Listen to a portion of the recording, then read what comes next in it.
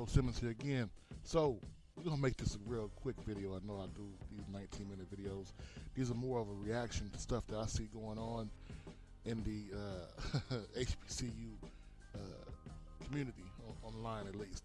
So we're gonna look at this. So this is a remix to what I've did before. I know I'm reacting to my own video. I get that. Indulge me. So looking at this before, I made this thing as a trigger warning just to basically see if I can trigger a lot of people on their teams. And what I've come to find out, this is basically about playoffs, by putting the HBCUs, SWAC in general, into playoff systems. And looking at this results, the main thing I've had in here was, we can't go. Your whole premise is not valid. Okay, so it's Southern, apparently Southern, Grambling, Alabama State, Prairie View A&M, and Valley are eligible for playoffs. There was nobody putting Valley or Prairie View in the playoffs, period. But we're going to look at this a little further. Yes, I'll take that. I do get it. It is not possible for Southern or Grambling or Alabama State to get to the playoffs. But we're going to dig deeper into this, if you don't mind. Like I said, we're really quick, especially for me, my teams. So according to Hero Sports, they predicted the college conference champions of every team, a conference in the FCS. These are the AQ7. So you're going to have the Big Sam Houston, Weber State, Monmouth, James Madison, Princeton, South Carolina State, and the MEAC, South Dakota State in the MVFC, Central Connecticut State in the NEC, Austin P in the OVC, Holy Cross and the Patriot, San Diego and the Pioneer, BMI, Southeast Louisiana, and then the SWAC. Finally, they're picking Alcorn. Now there are several directions to go here. They have the talented A&M squad that just won the swing title. The ever-improving young Arkansas Pine Bluff team. Jackson State, who's bringing everybody and their mama on the transfer portal, and they're basically trying to build the 94, 95 Cowboys on this team. Or is it FAMU? 9-3, 9-2, and 19. You know, it's a whole thing of people who they're picking. They're picking Alcorn State because Felix Harper is that guy. I'm not doubting the kill glass, but y'all gotta start respecting Felix Harper. That's all I'm gonna say, man.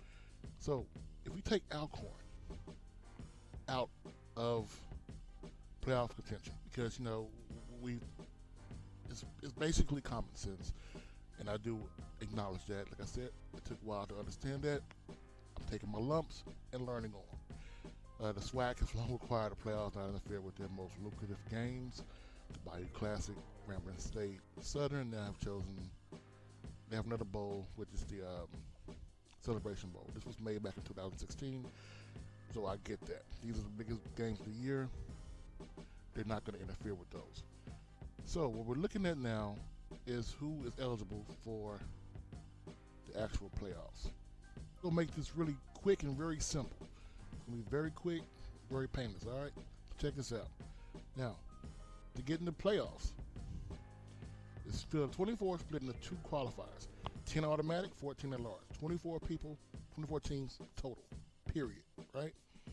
The automatic qualifier are the teams that win one of the 10 conferences that receive automatic bids. So the SWAC is out of it, okay? They're not gonna send their champion. We got it. The at-large qualifiers are selected by the FCS playoff committee.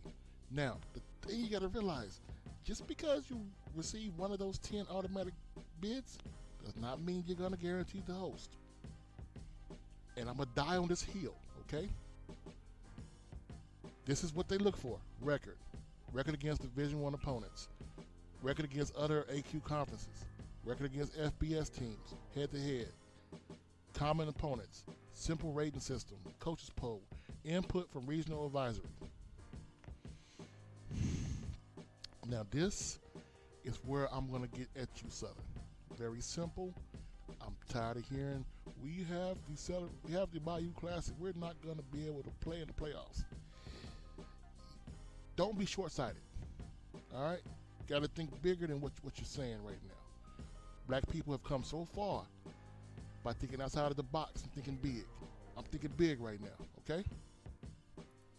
You're right. You can't play in the first week of the playoffs.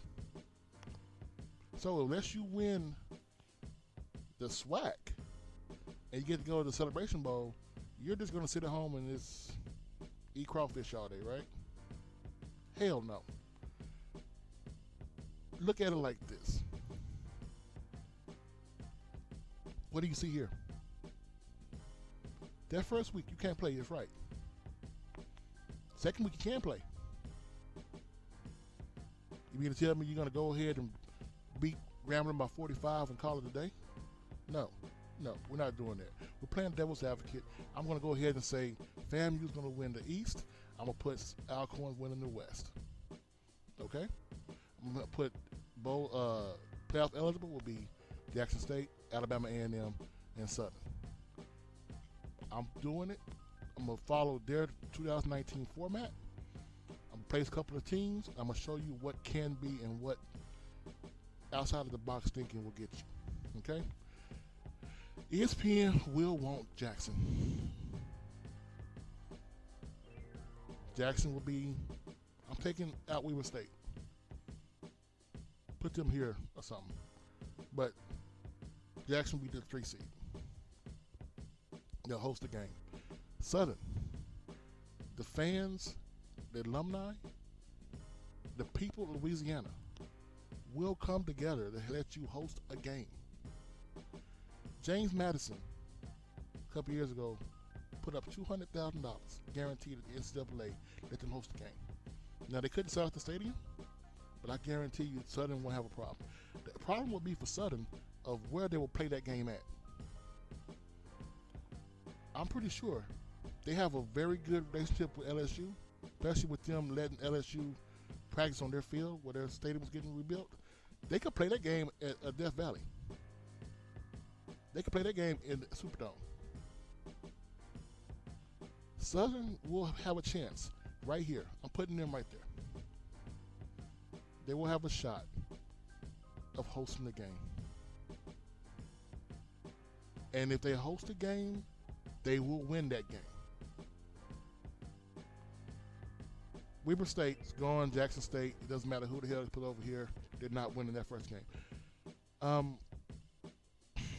But the one that I want you to look at carefully is Alabama A&M.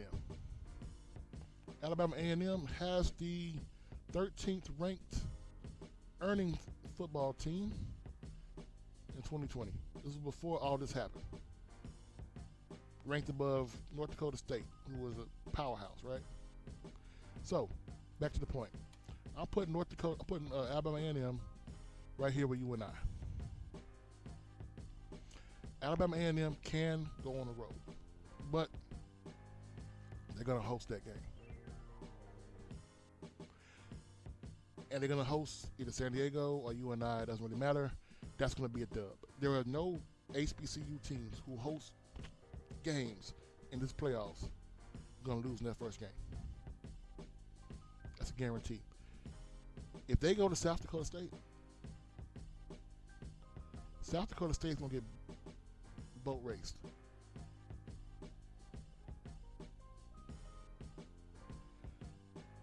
People don't realize that dome will not be something that they want to play in against Alabama A&M. It will be a boat race. All the speed Alabama A&M have from the South, it will embarrass South Dakota State. It's that simple. And it'll be James Madison. James Madison does not sell out their stadium at home during the playoffs. They do not. Which means Alabama A&M, which does travel, will take over that stadium. James Madison is a FBS team playing as a FCS team. I'm being honest with you. They are top notch. But if they have to play a road game at home, it will mess with the kids' head, and that will be a game Alabama A&M can win. I'll put Alabama A&M on one side of the bracket right here in the Final Four. Jackson is not losing their first game. And if they win that first game, they'll be hosting the second game. And you can damn sure bet ESPN will have everybody in their mama at that game right there. And they will be playing in the Final Four versus A&M. People don't realize the one reason why Ohio State was losing every year to the South, because of the speed and the Florida kids and those Georgia kids and those Mississippi kids and Texas kids had more power and speed than the Big Ten.